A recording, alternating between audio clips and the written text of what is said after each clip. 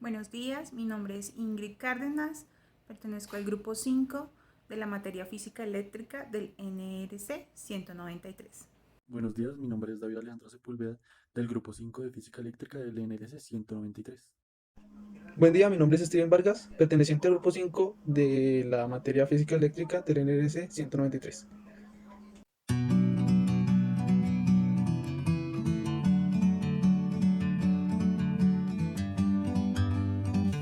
Buen día, mi nombre es Michael Darío Velasco Pérez. A continuación vamos a compartir con ustedes la sustentación de nuestro proyecto de la asignatura de Física Eléctrica. Los integrantes de mi grupo son Ingrid Cárdenas, Joan Sebastián Rodríguez, David Alejandro Sepúlveda y Steven Vargas. Vamos a tocar los temas y ensayos relacionados con ley de Ohm y circuitos resistivos, análisis de circuitos DC, reglas de Kirchhoff, análisis y caracterización de un circuito RC. A continuación le vamos a contar el desenlace de nuestro proyecto. Ley de Ohm y circuitos resistivos. A continuación vamos a encontrar una pequeña tablita de simbología para representar las diferentes partes de nuestro proyecto, como son las resistencias, el conductor, el cable, el voltímetro, el amperímetro, la fuente de FEM y resistencia interna, fuente de FEM, línea vertical. Entonces esto es para determinar y reconocer en nuestro proyecto cada cosa. A continuación presentamos la figura de una conexión en serie, donde se encuentran representadas las resistencias y el cableado de la misma. La corriente de una conexión en serie es la misma en todos los resistores. La diferencia del potencial en cada resistencia es distinta y depende de la relación de la ley de Ohm, como lo hemos representado acá abajo. Acá tenemos ahora la representación gráfica de una conexión en paralelo, donde verticalmente vemos las resistencias R1, R2 y R3. Entonces, ¿qué tenemos ahora? Para realizar la actividad de la ley de Ohm, lo que hicimos fue utilizar un simulador, el cual nos permite realizar los ensayos y determinar si nuestro circuito nos funciona o nos falla dependiendo los voltajes que le pongamos, y también nos mide la corriente. Teniendo en cuenta esto, que el voltímetro mide la diferencia de potencial entre sus terminales y el amperímetro mide la corriente que pasa a través suyo. A continuación, en el montaje inicial, lo que se hace es colocar baterías en serie una a una, tomando los datos del voltímetro y el amperímetro respectivamente. Entonces, a continuación lo que hicimos fue graficar estos datos para hacer una regresión y relación de los datos, donde tomamos el voltaje en Y y la corriente en el eje X. En esta regresión lineal indica que la corriente y el voltaje son proporcionales, de tal forma que el voltaje aumenta 10 veces el valor de la corriente. Proyecto Física Eléctrica. Luego de la teoría vista de manera anterior, podemos indicar que las regresiones, junto con las gráficas y la toma de datos, nos permiten evidenciar lo que sucede en la vida real, tomando como ejemplo el simulador, que con distintas mediciones de distintas cantidades de resistores nos pueden dar información de amperaje y la resistencia, junto con la medición del voltaje con nuestro simulador. Al tomar todo esto, se llenan las tablas con las resistencias y los voltajes y las corrientes. Fuera de estas mediciones, se hace el cálculo total, lo que evidencia también que se puede manejar un margen de error.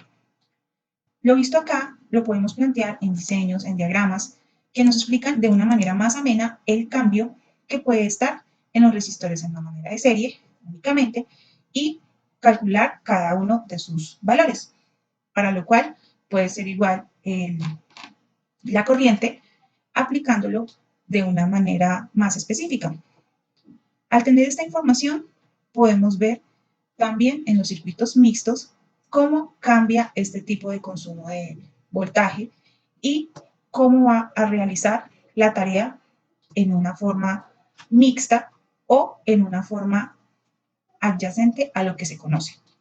Para poder tener más información clara, se hizo con el simulador un cambio y agregándose de manera paralela, tanto en serie como en paralela, una medición del voltaje y corriente.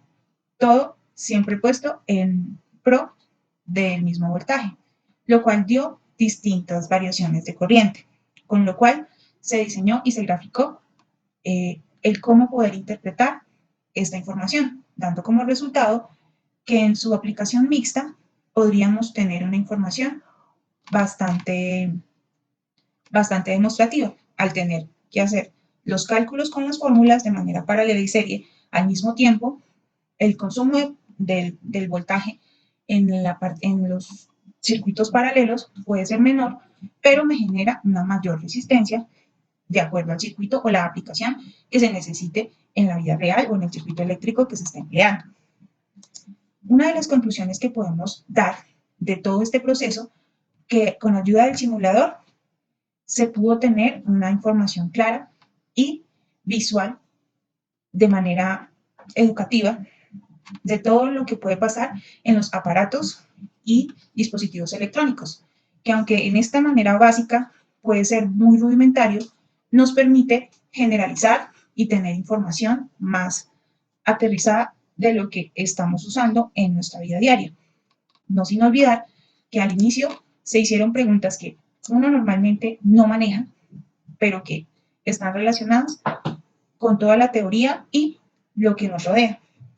De una explicación básica pasamos a una aplicación sustentada y demostrativa con el simulador, visualizando qué es lo que podemos tener en sus variaciones de voltaje, de resistencia y con un leve cambio con la trascendencia histórica que se maneja en la explicación de la materia relativo a los conductores, a los capacitores. Para la parte de resistencia, la ley de Ohm genera unas fórmulas parecidas, pero que nos dan información vital de lo que queremos demostrar, y el simulador nos da la oportunidad de, con el montaje de distintas baterías, también poner en práctica lo que muchos dispositivos manejan por defecto. No es que no se vea en la vida real, pero el manejo de las baterías nos impulsa a una aplicación en distintos circuitos y una combinación que puede generar no solamente aparatos más resistentes y con manejo de cargas muchísimo más altas, sino que podemos tomar una muestra de todo lo que se puede aplicar en un celular o en un circuito electrónico común, que a la hora de la verdad, con sus bandas de colores y manejo de materiales eléctricos, pueden generar un gran cambio a la hora de tenerlos en un circuito eléctrico. Bueno, mi nombre es Sebastián Rodríguez. A continuación voy a explicar la guía número 2 del proyecto, que hace referencia al análisis de circuitos DC y reglas de Kirchhoff. Bueno, veamos. Bueno, a continuación podemos ilustrar el circuito que ya está especificado en la guía número 2, en donde, bueno, en este caso, para medir el voltaje simplemente se pone la punta del voltímetro de un extremo, que es positivo, y del otro negativo. Y pues ahí podemos medir el voltaje que hay entre los dos puntos, que es de 9.48 voltios. Teniendo en cuenta que también hay una resistencia entre los dos puntos. Bueno, también para medir solamente el voltaje de la resistencia, el cual es de 5.52 como se ve ahí. Y bien, y para confirmar el valor de esta batería, que es de 15 voltios, menos los 5.52 daría pues los 9.48, y así sucesivamente pues para medir todos los voltajes. También se tiene que hacer, por ejemplo, para medir la corriente. Entonces se pone esto acá y se agrega otro cablecito aquí, y se saca el respectivo pues amperímetro y se conecta. Entonces, bueno, para este tramo sería de 0.55 amperios la corriente que circula por la resistencia, y así pues sucesivamente se hace con los demás. Y listo. Bueno, entonces vamos a dejar esto por acá. Bueno, por otro lado, digamos, en el informe se pidió que se incluyera tanto cuando se agrega una resistencia a la batería, esta batería con 2 ohmios, como cuando se pone el cable a una resistividad máxima. Entonces, pues como pueden notar, antes el voltaje que corría sobre esta resistencia era de menos 5.52, y pues ahora bajó a 4.42.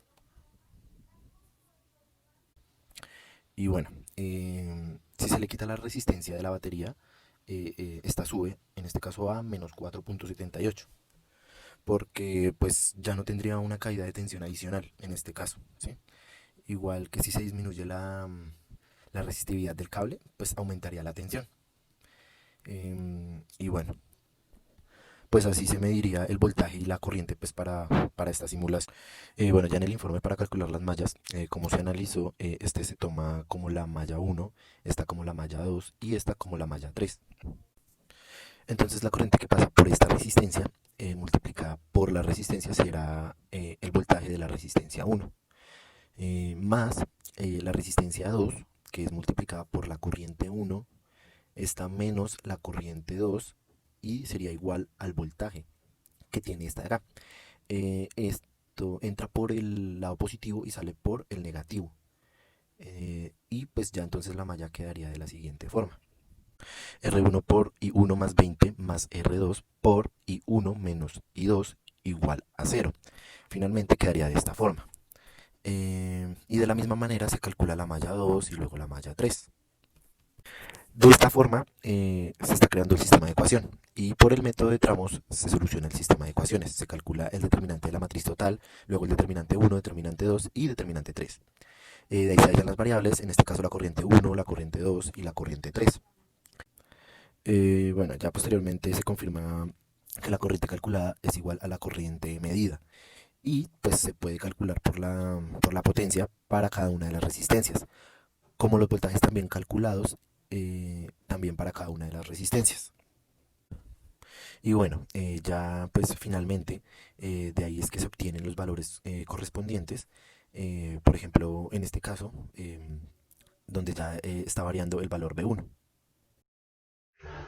Bueno, para la guía 3, en la parte 1, lo que comprende la actividad 3 y 4, que hace parte del análisis y caracterización de un circuito RC, tenemos como objetivos identificar la dependencia del tiempo de carga y descarga de un capacitor, de la capacitancia y resistencia, obtener y analizar las gráficas de diferencia de potencial en el capacitor en carga y descarga a través de regresiones apropiadas y procesos de fiteo de datos a través de la herramienta Solver de Excel u OpenOffice.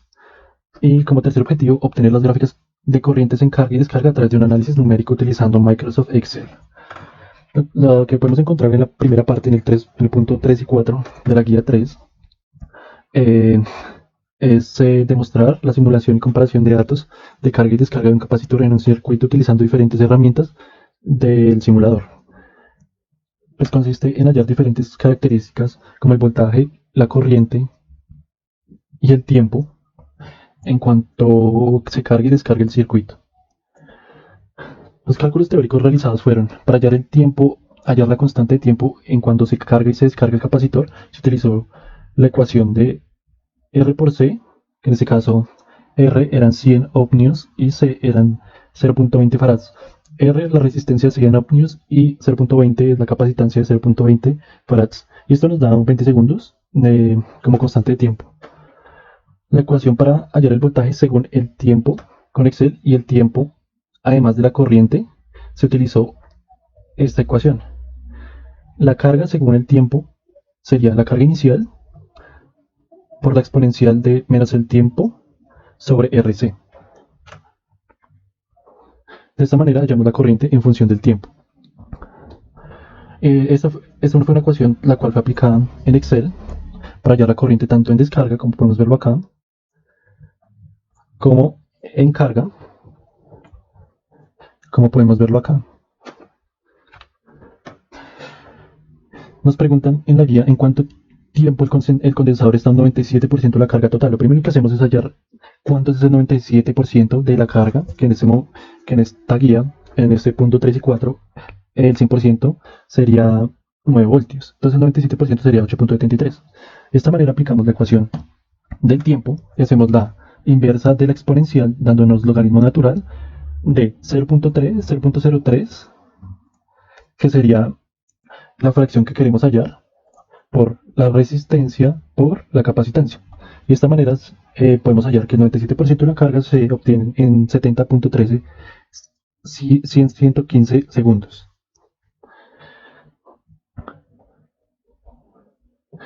Otro cálculo teórico que realizamos fue utilizar la misma ecuación que utilizamos para hallar la corriente en función del tiempo, pero en este momento lo utilizamos para la descarga, como podemos ver en el Excel. Acá podemos ver cómo hallamos la corriente en descarga según el tiempo.